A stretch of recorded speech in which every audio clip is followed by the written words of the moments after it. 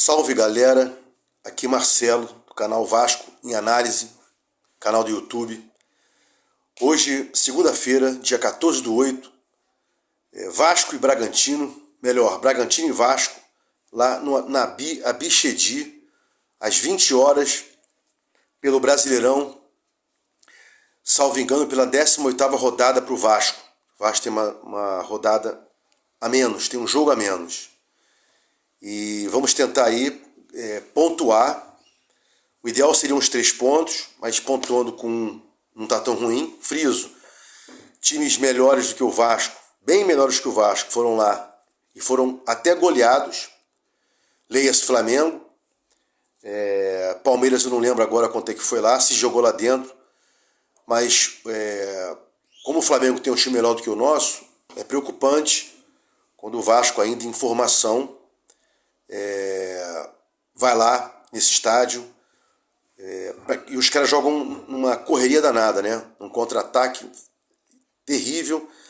Eles baixam a linha em dado momento, às vezes sobem as linhas, fazem uma pressão, às vezes linha média, mas em regra é uma correria danada, atuando na profundidade lá, com sorriso e companhia.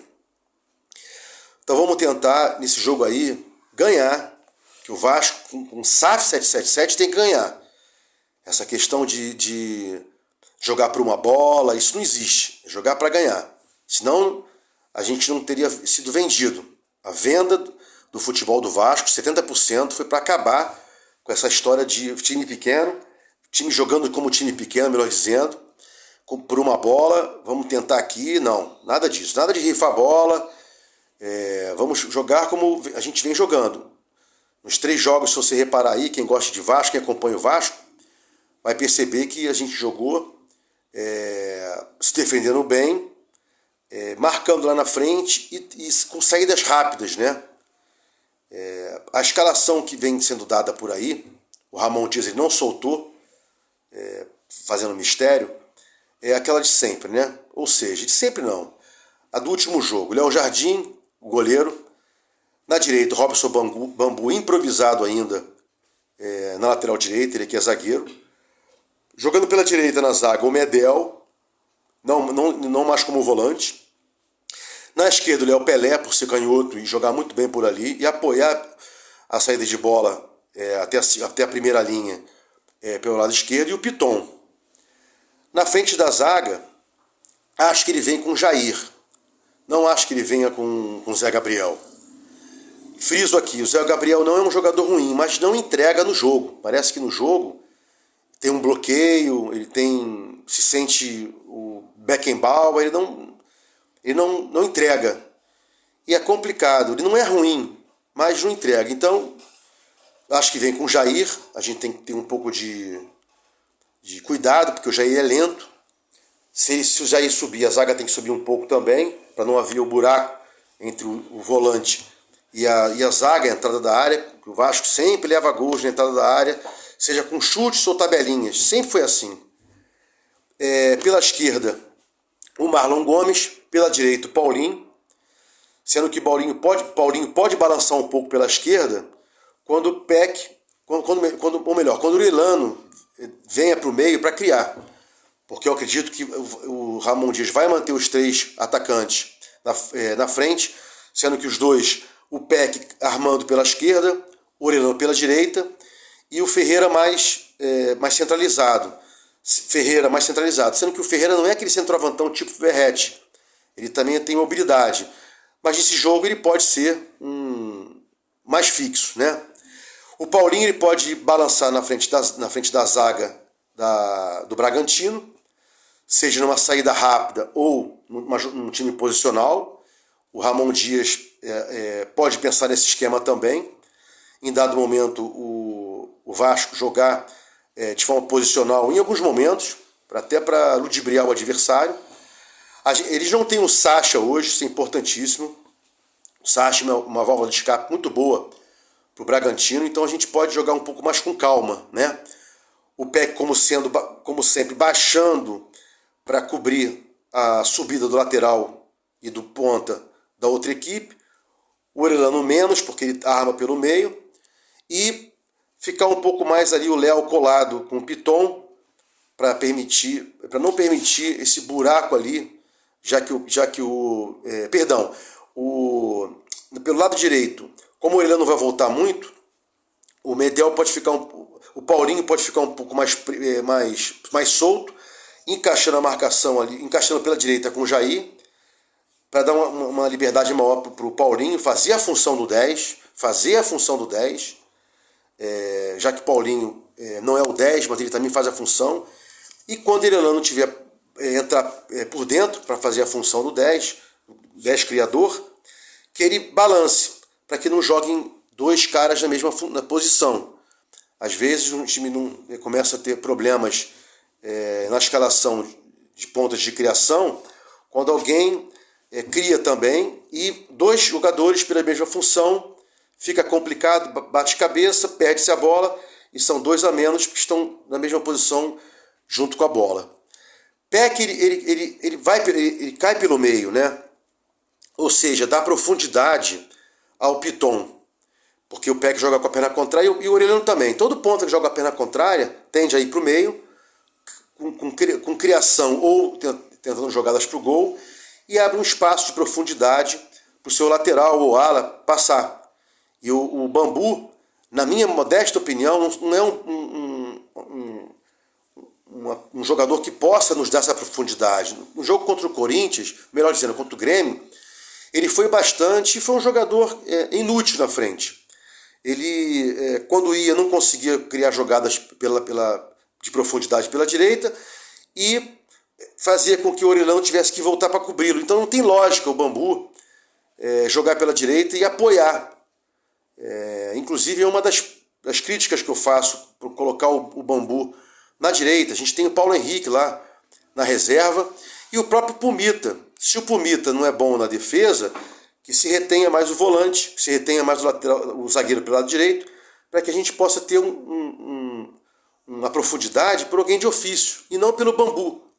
Mas o Ramon Dias, pensando com a cabeça dele, caso ele coloque o Bambu, ele vai descobrir ao longo do tempo que tem que ser feita da seguinte forma: o Bambu não pode ser o ala pela direita, o Pumita tem que ajudar um pouco mais na marcação e soltar mais o Pumita no ataque e criar uma forma de que quando o Pumita suba, quando o Vasco cria profundidade com o Orelhano, que fique, repito aqui, que o volante Jair fica um pouco mais à direita e o Medel segura um pouco mais as subidas e faça uma barreira com o Léo para que possa balançar. Se o ataque vier da esquerda, Medel e Léo. Se o ataque vier da direita, Medel e Léo. É assim que se faz um time de futebol. E que o Ferreira possa voltar um pouco também para ajudar na marcação, cisca ali, crie dificuldades para o setor de armação ali do Bragantino.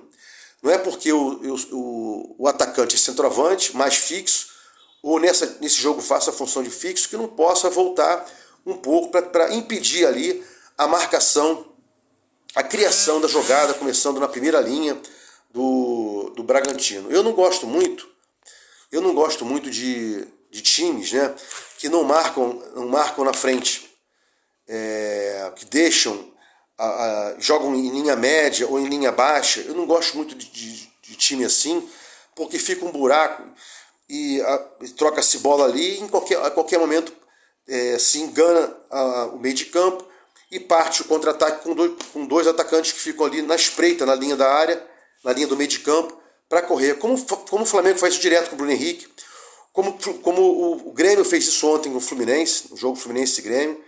Então essas variações todas, os nossos jogadores vão aprender com o tempo. A questão de jogar com 3 zagueiros também, acho que o Ramon Dias recuou um pouco nessa situação, porque não deu muito certo com o Corinthians, não deu muito certo com o Atlético Paranaense, porque é trabalho. É trabalho, inclusive, mentalmente. Já falei isso em outros vídeos. Quando o time joga com 3 zagueiros, o zagueiro, que tende a subir um pouco mais para fazer a ala, né, ele, às vezes, esquece que ele está jogando de ala, que tem que ficar um pouco mais adiantado, para não deixar um buraco entre a primeira linha, entre a segunda linha e a linha que ele está, e entra para a área. Entrando para a área, fica esse espaço aqui entre a última linha, pega os zagueiros no mano a mano.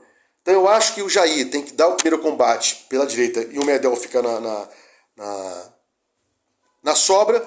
E pela esquerda, idem. Que o Marlon Gomes dê o primeiro combate, que o Léo fique na sobra. E sempre um lateral não subindo ao mesmo tempo, para que possa fazer esse encaixe de três fazendo a função da zaga. Os três últimos, né? No caso pela esquerda, o Marlon Gomes dando o primeiro ataque, primeira combate, ficando o Piton, o Léo, e esse zagueiro aqui, esse ala aqui da direita, que não subiu, ou melhor, esse ala que subiu aqui, que se encaixam por esse lado, para que a gente possa manter aqui 3 jogadores para fazer uma barreira maior. É só você lembrar do jogo contra o Grêmio. O Bambu saiu, o Soares pegou a bola, veio no mano a mano com o Medel, foi driblado. A sorte que veio um para fazer o combate, veio o Léo, salvo engano, e empurrou o Soares para fora da área. Ele foi obrigado a ir para o fundo e cruzar. E aí foi na mão do goleiro. Então essas jogadas todas, de não dar a jogada por dentro para o jogador, empurrar o atacante para a ponta, para que possa fazer a recomposição da defesa. Isso tudo demanda tempo. E mais um dia que a gente vai ter hoje aí para analisar, para verificar o que o Ramon Dias fez. Estou gostando aí do que ele vem fazendo. Tanto no primeiro jogo contra o Atlético Paranaense, que se a gente tivesse atacantes melhores, né? Figueiredo perdeu gols e etc. Contra o Corinthians, idem também, Peck perdeu gols. Perdeu até 2 gols, cara a cara. E contra o Grêmio, a gente também já foi melhorando. Esse esquema de posicionamento do Vasco, saindo mais rápido com a bola, que o Barbieri não fazia, isso está nos ajudando bastante, porque essa correria com o Peck, com o Orelhano e com o Ferreira, que não é lento, e com a chegada do Paulinho também, que corre bem, que arrasta, também é boa. E já falando em arrasto, a gente tem hoje 2 jogadores que podem arrastar. O Paulinho pela direita e o Marlon Gomes pela esquerda. Sendo que numa jogada Vasco e Grêmio, o Marlon Gomes, o Paulinho mais centralizado, o Marlon Gomes na linha defensiva, arrastou pela direita e deu um belíssimo passe para o Verratti, só que a bola foi um pouco rápida, o Verratti se jogou na bola, mas não conseguiu pegar. Então, eu não vou me estender muito, porque eu estou aqui pensando com a cabeça do Ramon Dias. Óbvio que o filé mignon hoje é ver o jogo, fazer as anotações e trazer o pós-jogo aqui para os senhores, né? E até convocando aqui para o pessoal que vê o jogo por ver, para que possa ter uma visão mais crítica, porque é muito importante que o cara que gosta de futebol comece a ter uma visão mais de análise, porque é assim que a gente começa a fazer críticas construtivas, cobrar o técnico, cobrar os jogadores das posições, das funções erradas, né? Criticar o clube. A gente tem que fazer críticas quando as críticas são justas, né? E não só falar, o Vasco jogou mal, não sei o quê, não. Tem que saber se o Vasco jogou bem ou mal, porque às vezes o Vasco pode jogar bem, o resultado pode não vir, e a gente não vai ficar aqui dizendo, o Vasco jogou mal, o Vasco jogou bem. Há lá comentaristas tipo Juca Kfouri, essa gente antiga que não sabe comentar, só fica como se fosse um fofoqueiro do futebol. Então, dito isso, mas com respeito ao Juca Kfouri pela história dele. Dito isso, fico por aqui, venho com a análise do jogo, a tática, de quem já acompanha o Vasco aí há 40 anos, no Maracanã, em São Januário, em casa, sofrendo, vibrando, e agora com perspectivas aí que a gente possa obter uma boa vitória. Se você gostou do conteúdo, dá um like, se inscreva no canal, fique com Deus e vamos atrás da vitória.